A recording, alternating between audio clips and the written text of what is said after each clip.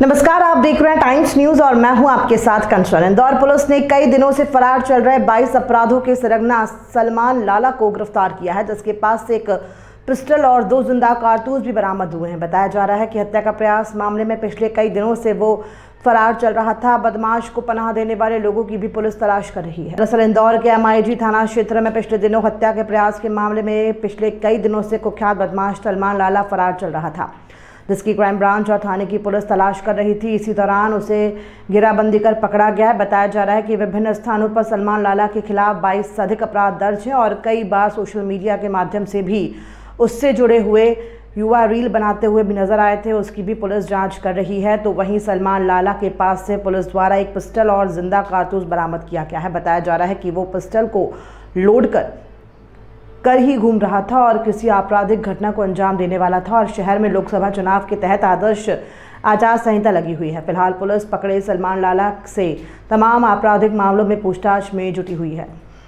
एक कुख्यात आरोपी है जो लिस्टेड गुंडा है थाना MIG का सलमान लाला, उसको गिरफ्तार करने में पुलिस के द्वारा सफलता प्राप्त की गई है। इसमें थाना प्रभारी क्राइम ब्रांच, थाना प्रभारी MIG, इनके द्वारा एक टीम बनाई गई थी जिसमें जीतू मिश्रा सब इंस्पेक्टर और थाना MIG की टीम थी। इनके द्वारा लगातार दबिश देते हुए आरोपी, चूँकि 307 का जो अगर आपको विदित हो 307 की घटना हुई थी, इसमें भी ये वांटेड था, उसमें भी ये फरार था, तो उसकी गिरफ्तारी के लिए लगातार कोशिश कर रहे थे। तो आज उसको गिरफ्तार करने में सफलता मिली है और मौके पर से ही उसके पास से पिस्टल मिली है, जिसमें कि 2 गोलियाँ 32 बोर की पिस्टल मिली है, 2 राउंड मिले हैं। तो उसे आर्म्स एक्ट के तहत ही मुकदमा कायम किया जा रहा है और 307 में तो ये फरार था ही। इसके अलावा एक स्थायी वारंट और 2 गिरफ्तारी वारंट भी इसके पेंडिंग है। इसके खिलाफ कुल लगभग 22 से ज़्यादा अपराध अलग अलग थानों में शहर के पंजीबद्ध हैं।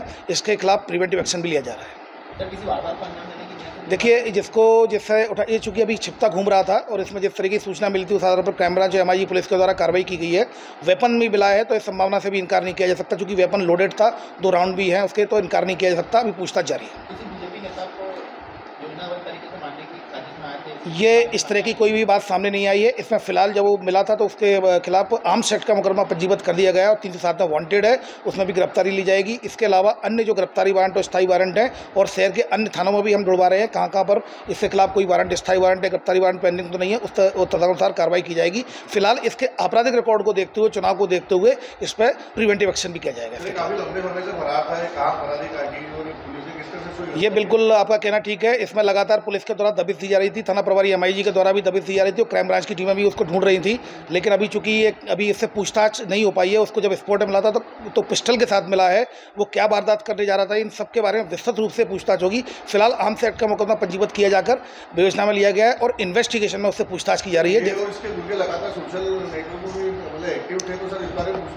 जैसा कि आपको विदित है कि लगातार सोशल मीडिया पर जिस तरह के अवैध हथियार का प्रदर्शन करने वाले लोग हैं, उनके खिलाफ क्राइम ब्रांच की जो सोशल मीडिया मॉनिटरिंग सेल है लगातार कार्रवाई कर रही है। इसी तारतम्य में इसने कुछ पिस्टल वेपन के साथ भी सलमान लाला के द्वारा कुछ वेपन लोड किए गए थे, जो जब्त कर लिया गया है। सर, इंदौर में फरारी का ये बताइए कि मतलब किसके साथ था, मतलब किसके नंबर में इंदौर में देखिए इसमें जहां भी फरारी काटी होगी उन सभी को आरोपी बनाया जाएगा। लेकिन सबसे बड़े सवाल ये है कि पहले हमें पूछताछ करनी है। अभी ये कहना जल्दबाजी होगी, विस्तृत पूछताछ में ये सारी बातों का खुलासा होगा और उनके खिलाफ भी वैधानिक कार्रवाई सुनिश्चित की जाएगी। टाइम न्यूज देखिए अब आपके मोबाइल और स्मार्ट टीवी पर लाइव प्ले स्टोर से डाउनलोड करें टाइम स्मार्ट टीवी ऐप।